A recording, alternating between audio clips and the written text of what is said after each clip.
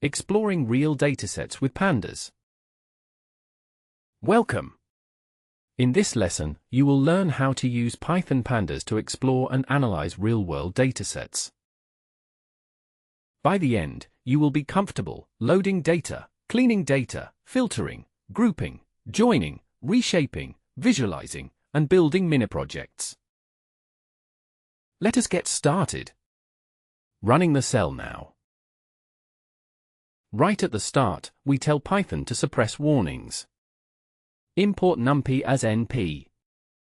We set the random seed to 42 for reproducibility. This keeps our notebook outputs easy to read and focused on our data. Running the cell now. Here, we set a random seed to ensure reproducible results when working with datasets involving randomness, such as sampling or random data generation. Suppressing warnings keeps the notebook output clean, allowing you to focus on the data exploration without distraction. This setup prepares your environment for consistent and clear analysis throughout the lesson.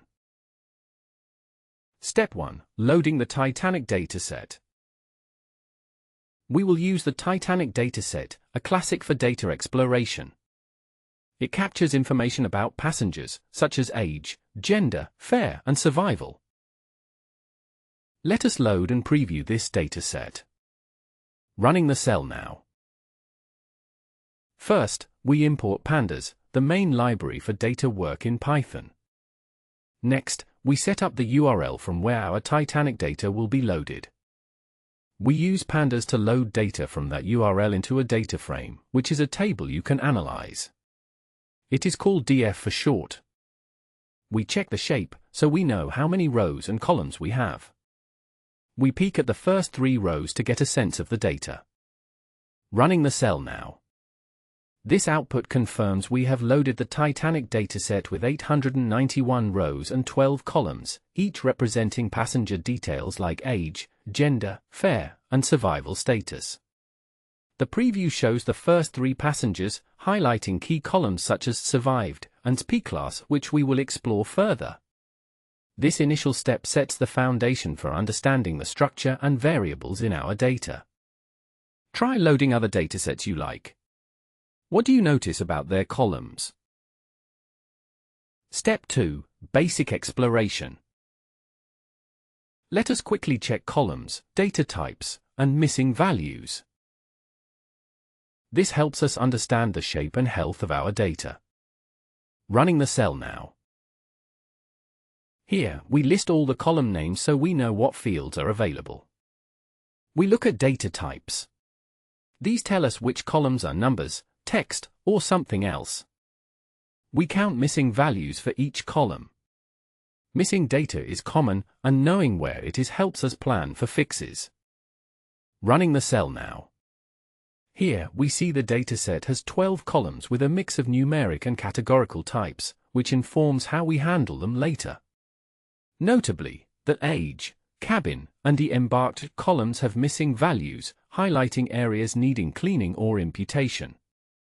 This output confirms the overall shape and health of our data, a crucial first step before deeper analysis. Step 3. Quick statistics. Pandas can describe numerical and text columns for you. Check means, counts, and more with a single function. Let us see a summary. Running the cell now. We get a summary of all columns, including numbers and text. Running the cell now. This output shows the summary statistics for all columns in the Titanic dataset, including counts, unique values, means, and more. Notice the difference between numerical columns like age, fare, and P class, which show mean and standard deviation, and categorical text columns like name and sex, which show counts and most frequent values. This quick overview helps identify data completeness and distribution before further analysis. Step 4. Cleaning data. Messy data is very common. Let us start simple, fill missing age values. We will fill them with the average age. Running the cell now. We calculate the average age found in the column. We use this average to fill in all missing ages in the data frame. Now every row has a value for age. We check if any ages are still missing. We expect 0. Running the cell now. Here we see that after filling the missing age values with the average age, the count of null values in the staged column is now 0. This confirms the cleaning step worked as intended, ensuring no missing values remain and making the dataset ready for analysis. How would you fill missing values for other columns in your data? Step 5. Selecting and filtering. Let us look for passengers who paid high fares. Filtering helps you focus on interesting data. Running the cell now. We select all rows where the fare price is greater than 100. This finds higher paying passengers. We show the names and fares for the first few results. This can help you spot patterns, like which types of passengers paid a lot. Running the cell now. This output shows the first 5 passengers who paid fares over 100, highlighting their names and exact amounts. Notice the filtering step narrowed the dataset to high-paying passengers, making it easier to analyze this specific group. This demonstrates how selecting and filtering focus your analysis on key data points. Step 6. Grouping and aggregation. Pandas makes it easy to group data and calculate statistics by group. Let us find the survival rate by passenger class. Running the cell now. We group the data frame by passenger class. For each class, we calculate the average of the survived column. This gives us the survival rate for first, second, and third class passengers. It lets us see differences quickly. Running the cell now. This output shows the average survival rate for each passenger class, calculated by grouping the data by a P-class and taking the mean of that survived a column. Notice how first-class passengers, P-class 1, had the highest survival rate, followed by second class, with third-class passengers having the lowest. This illustrates how grouping and aggregation reveal key patterns in the data based on categorical variables.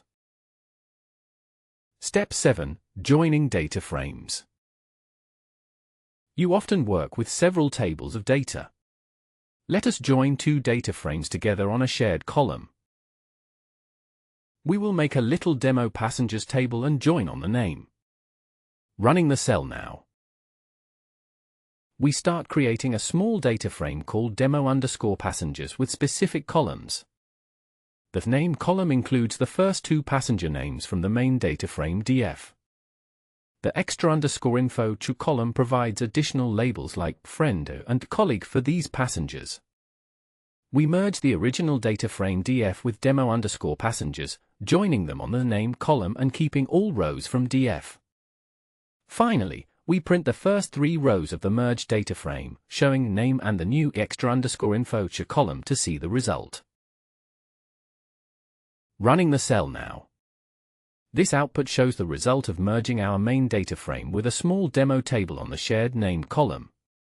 Notice how that extra_info values are added only for the matching names, while unmatched rows show none, illustrating how a left join keeps all original rows and appends data when available.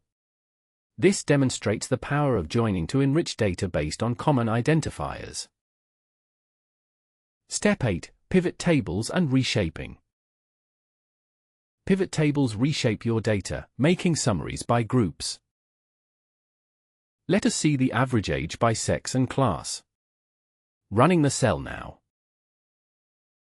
We create a pivot table showing average age for each group of sex and class. This lets us easily compare patterns, like whether men or women were younger or older in each class. Running the cell now. This pivot table summarizes the average age by sex and passenger class, showing a clear structure with sex as rows and P-class as columns. Notice how the average age tends to decrease from first to third class for both females and males, highlighting the usefulness of pivot tables in comparing grouped statistics at a glance. This reshaping helps us quickly identify trends in age distribution across different categories. Step 9. Time series handling. Suppose our Titanic data included a date column. For now, let us use a real-time series example, the flights dataset. We will load it and plot monthly airline passengers over time. Running the cell now. We import Seaborn, which allows us to load example datasets easily. We load the flights dataset with monthly totals by year. We check its shape to see how many rows and columns we have. We view the top rows for a sneak peek. Running the cell now. The flights dataset contains 144 rows and 3 columns, year, month, and passengers, showing monthly airline passenger counts over multiple years. Notice the time components help us analyze trends and seasonality in passenger numbers, which is key for time series handling. This sets the stage for plotting and exploring how passenger counts change over time. Now we bring in Matplotlib, a popular plotting library. We make a table with years as rows and months as columns. This gives a grid of passenger counts. We combine year and month to create an actual date for each record. We set up a nice wide plot. We draw a line chart of passengers over time. We label the x-axis to show this is a timeline. We label the y-axis as passenger count. Our chart gets a clear title so viewers know what it shows. We make sure everything fits by adjusting layout. We display the chart so we can see trends over time. Running the cell now. This plot visualizes the monthly number of airline passengers over several years, showing a clear upward trend with seasonal fluctuations. Notice how the time series data is indexed by a date-time column, enabling smooth continuous plotting. This step demonstrates how to handle and visualize time series data by creating a proper date column and using it for meaningful trend analysis. Step 10. Visualization with Pandas. Pandas can also plot data directly. Let us visualize the number of survivors by sex from the Titanic dataset. Running the cell now. We total up survivors for each sex and make a bar plot. This is quick and helps you spot clear differences fast.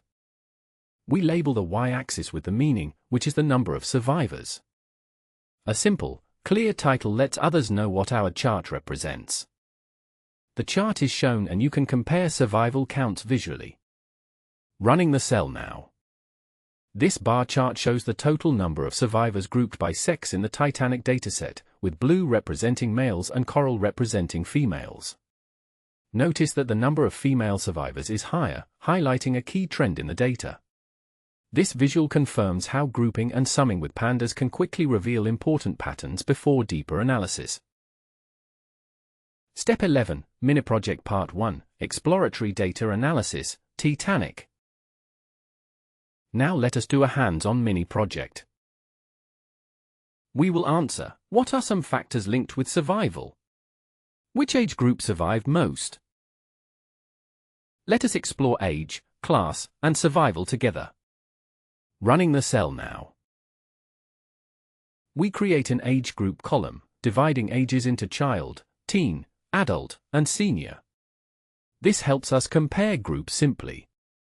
We group by both age group and class, calculating survival rate for each group. Then we put class as columns for easy viewing. We print this summary. It reveals strong patterns by group and class. Next, we draw a bar plot of these survival rates, 1 bar for each group and class. We label the bars to show they represent survival rates. A clear title describes our chart, highlighting age and class effects. Our finished chart is shown to help compare outcomes visually. Running the cell now. This output shows the average survival rates broken down by age group and passenger class, highlighting how both factors influence survival chances. Notice that children and teens in first and second class had the highest survival rates, while seniors in third class had the lowest. This helps us understand the interaction between age and class in predicting who survived the Titanic disaster. Try changing the bins or labels for age groups and see how the chart changes.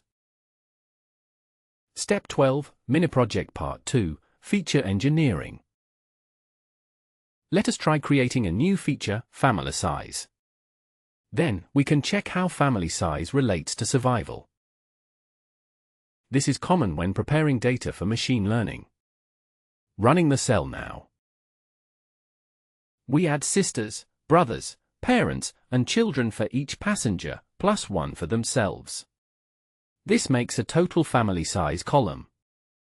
We show the first rows of the old columns and our new family size column, so you can see the calculation.